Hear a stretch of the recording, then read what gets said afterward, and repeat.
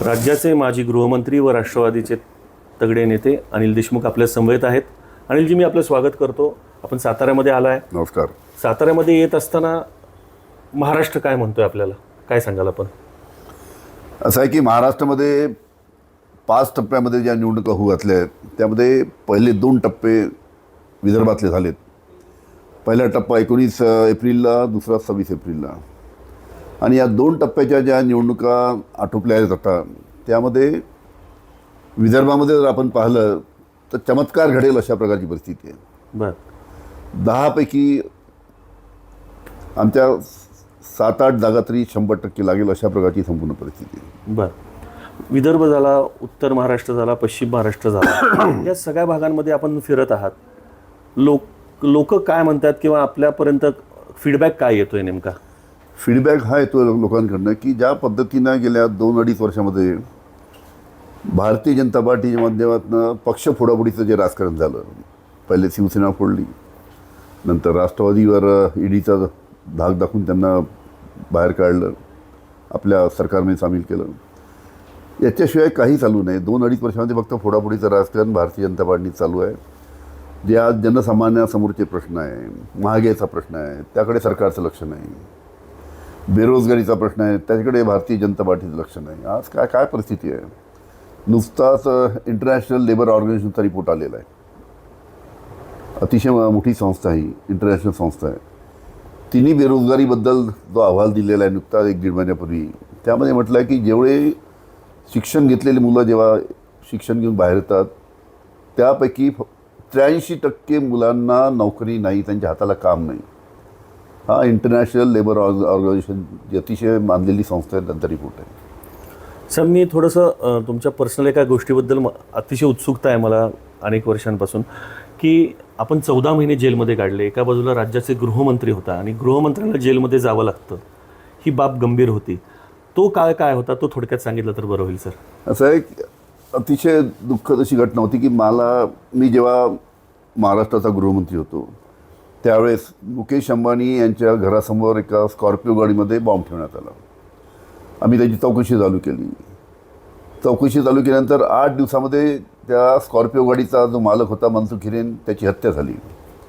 आणि याची चौकशी आम्ही चालू केल्यानंतर आमच्या असं लक्षात आलं आणि जो रिपोर्ट आमच्याकडे आला त्याच्यामध्ये मुंबईचे जे पोलीस आयुक्त होते परमवीर सिंग, त्यांचे API सचिन वाजे आणि 4 त्यांचे PI, असे 5-6 लोकांनी हे दोन्ही म्हणजे बॉम्ब ठेवण्याचं प्रकरण आणि खून करण्याचं काम, या सर्वामध्ये या 4-5 लोकांचा हात होता.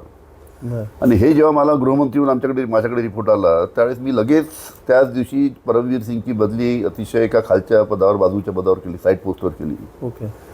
आणि त्याला सस्पेंड करण्याची कारवाई चालू केली. त्यांना सस्पेंड केला नाही. बरं.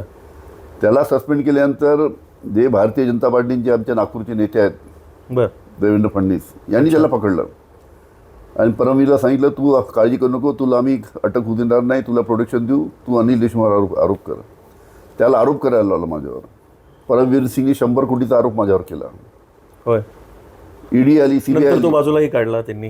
नंतर ईडी आली, CBI आली, चौकशी चालू झाली.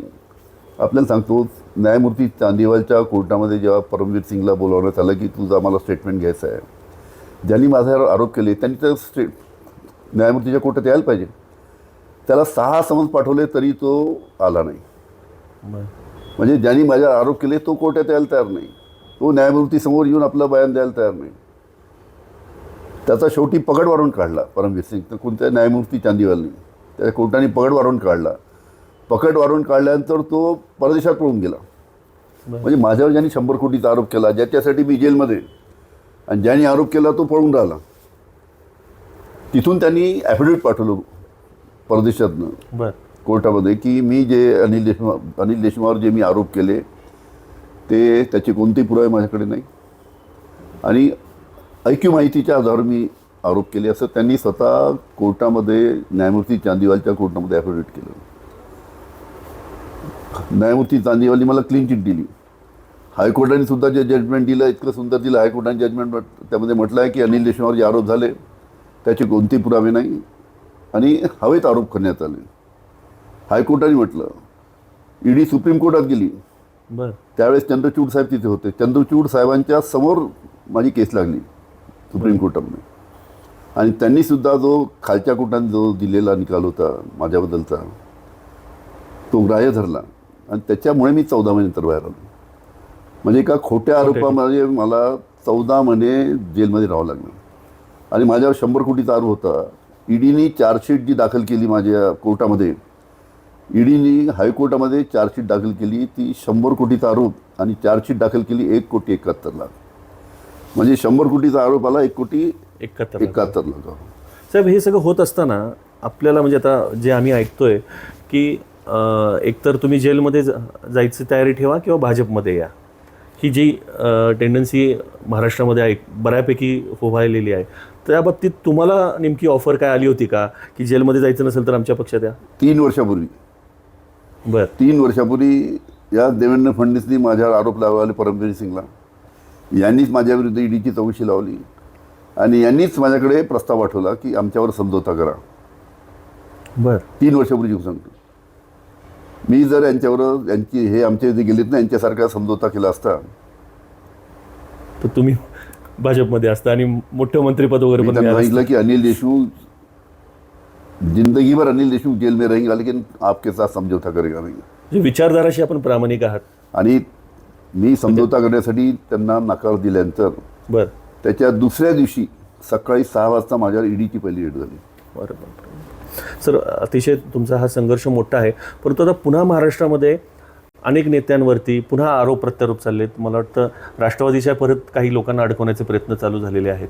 काय सांगाल याच्या बाबतीमध्ये? कसं आहे की ईडी सीबीआयचा धाक दाखवून ज्या पद्धतीनं लोकांना आपल्या बाजूने वळण्याचा जो प्रयत्न चालू आहे, इतक्या खालच्या स्तराची राजनीती महाराष्ट्राने कधी पाहिली नाही. आज साताऱ्याला आपण आहे, यशवंतराव चव्हाणांचा महाराष्ट्र आहे. यशवंतराव चव्हाणांनी जो विचार दिला त्याच्या बाजून फार दूरच भारतीय जनता पार्टी चाललेली आहे. अच्छा. आणि हे काही महाराष्ट्रातच नाही, सर्व देशात चालू आहे. अरविंद केजरीवाल, तिकडे झारखंडमध्ये हेमंत सोरेन, तिकडे ममता दीदी. म्हणजे ईडी काँग्रेस सरकार असताना सुद्धा ईडीचा कायदा होता, पण काँग्रेस सरकारने कधी त्याचा दुरुपयोग केला नाही. आत्ता महाराष्ट्रामध्ये फिरताना साहेब साधारण 48 सीट्स आहेत. 48 सीट्सपैकी तुम्हाला आश्वासक किती सीट्स वाटतात आणि त्यामध्ये राष्ट्रवादी काँग्रेस पार्टीचा रोल किती असेल आणि किती सीट्स येऊ शकतात असं वाटतं आपल्याला? मला एकच सांगतो, जसा विदर्भामध्ये मी सांगितलं की चमत्कार घडणार. आता 8-10 दिवस झाले मी बाहेर फिरतोय इथे महाराष्ट्रामध्ये. महाराष्ट्रात सुद्धा ज्या प्रकारची परिस्थिती आहे, मी सांगतो संपूर्ण महाराष्ट्रामध्ये चमत्कार घडणार अशा प्रकारची परिस्थिती आहे. फार मोठा सेटबॅक भारतीय जनता पार्टीच्या कार्यपद्धतीमुळे त्यांना बसणार आहे. शेतकरी इतका नाराज आहेत.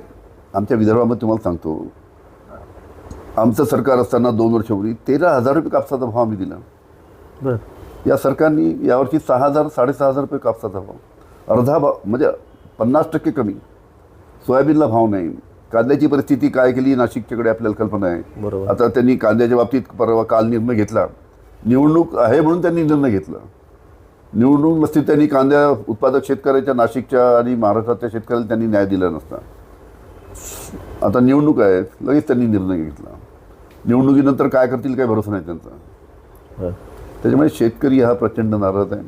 आज सांगतो GSTच्या बाबतीत, आज तुम्ही हिरा घ्यायला गेला तर त्याला 3% GST आहे बाजारामध्ये, पण तुम्ही खताचं पोतं घ्यायला गेला त्याला 18% GST आहे.